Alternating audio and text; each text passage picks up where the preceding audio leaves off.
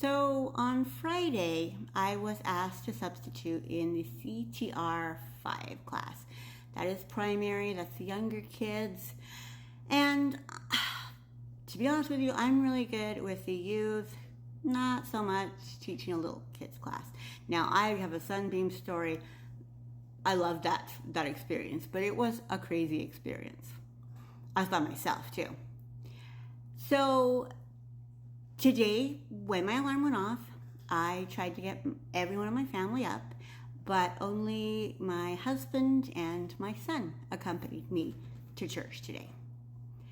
Now, my son wore a beanie with a skull on it, black beanie, skull, a gray t-shirt with some graphic on it, and some green pants that he got during a mental health stay at the hospital. But he went to church with me, right? So as we were getting to church, my son began to display some mental health. Like he wasn't mentally healthy right there. So I was all like, oh, here we go. But once we got into church, he was fine. And I have expressed in some videos before that there's a sister in our ward that I have a riff with. She caused a trauma in my family that we are still suffering through with my son. She caused a void there that we are still trying to repair. And until that is repaired, I can see no path to forgiveness. But I have talked about what is keeping me in my ward, what is keeping me from going to another ward. I would not in any way stop attending church services, but for a while I thought about attending another ward because of this lady. So anyway, we are there getting ready for sacrament. I always get there super early so I can get my pew. And a friend of mine who from the time I met her, I have loved her. And she has been such an example to me of not only being a true disciple, but being a true diplomat. She is a wonderful, warm woman. And she came over and we began talking, and this woman that I had the hard feelings with came and sat in the pew right across from me.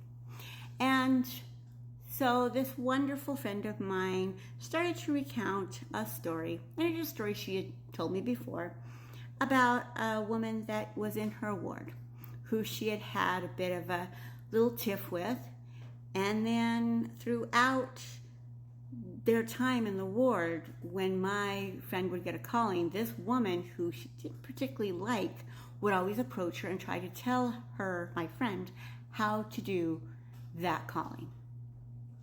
First of all, she didn't really like her, and second of all, this woman was telling her what to do in a calling that she'd been set apart for. Now, I know what my friend was trying to do, but the circumstances, they are completely different. My circumstance is with a woman who caused damage to my family. Hers was just someone she disagreed with who just wouldn't stop trying to help. But I just smiled and took her advice. And she did say that she was going to continue to talk to this other person. And I had to let her know I in no way expect the ward to pick sides. I do not expect the ward to pick sides. I do not expect the ward to engage in any aspect of what I am going through with this particular person. But as for me, I am not willing to forgive her at this time. At this time, she does not exist to me. She does not exist to me. So anyway, church is about to start, and my son jumps up and decides to go sit in the back, in the overflow. Now at first, my husband thought that he had seen friends that he wanted to sit with, but when we looked, he was just kind of sitting back there. Now there are tons of families that prefer to sit back there. He wanted to sit back there. Okay, at least he's at church. And it was Fast and Testimony, and let me tell you, there were so many amazing testimonies that I know were meant for me to hear. I know that the Lord wanted me to open my heart and to hear those messages from other members. And my son got up. And my son had taken off the beanie and had taken his hair out of the little ponytail he had, and it was long and it was flowing and it was beautiful, and he almost looked like that beautiful boy. And I know to the ward, he was that beautiful boy that they all love. And he talked about forgiveness. And he talked about how family members needed to forgive each other. And again, to the ward, it was beautiful. But to me, it was manipulative. And it's very hard for me to see that. My son does not want us to forgive and forget what's going on. My son wants us, especially me, because I am the one that's giving him the most tough love right now.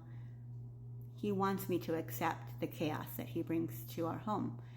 And I will not accept that, not only for my other children, for myself, and for my husband, but I will not accept that for him. So, there's that. But let me just say that I needed to be subbing in the primary. I knew when they asked me to sub that was something the Lord was testing me on to see if I would, jump in there and say yes. But it was something I needed.